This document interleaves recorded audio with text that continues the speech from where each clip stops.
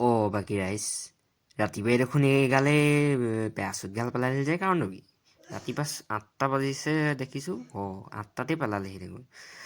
ত' hello' everyone, পুনৰবাৰ স্বাগতম জনাইছোঁ মোৰ অন্য এটি মিনি ব্লগলৈ।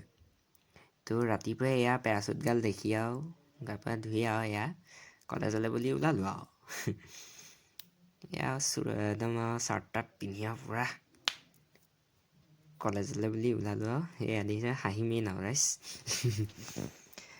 তাৰপিছত বুটাম চুটাম মাৰি এইজন আকৌ আমাৰ বন্ধুক লগ তাক কি খাৱন ৰাম, তাক কথাই কি নাচাবা ৰাইজ, এই ৰাম খাইছে চক। তাৰপিছত আৰু এয়া অকণমান ক্লাছ বহা নাই আৰু অকণমান আড্ডা এটা পাৰিলোঁ আৰু এনেই এইগাল আৰু চবৰে আড্ডা দেখিছে নহয়, তেহেঁতৰ হাঁহি মেইন আৰু ৰাইজ।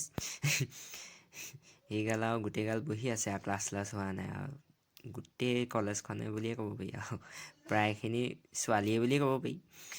সেয়াই আৰু ৰাইজ তেনেকৈ আৰু আড্ডা অলপ মাৰি আছোঁ আৰু তাৰপিছত আৰু কলেজৰ পৰা অহাৰ পিছত আৰু আবেলিলৈ মামা ঘৰলৈ আহিলোঁ। মামা ঘৰলৈ আহি পিনি এয়া পটককৈ কিবা এটা খাওঁগৈ বুলি হোটেললৈ বুলি ওলাই গ'লোঁ। হোটেলত গৈ পিনি এয়া আলু চপ দুটা খালোঁগৈ, এতিয়া এটাই দেখাইছোঁ বাৰু। তাৰপিছত আকৌ মামিলে এয়া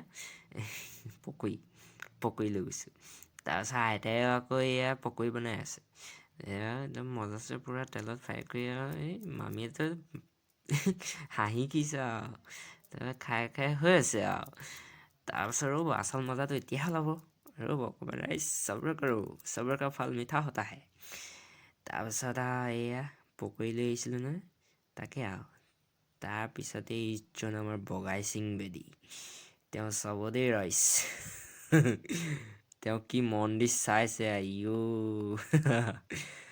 এয়া দেখিছেই নহয় কেনেকৈ একদম খাইছে আৰু দুইজনীয়ে মিলি মেলি আৰু পূৰা। তাৰপিছত আচল অৱস্থাটো চাব, লগতে ময়ো খাই ল'লোঁ আৰু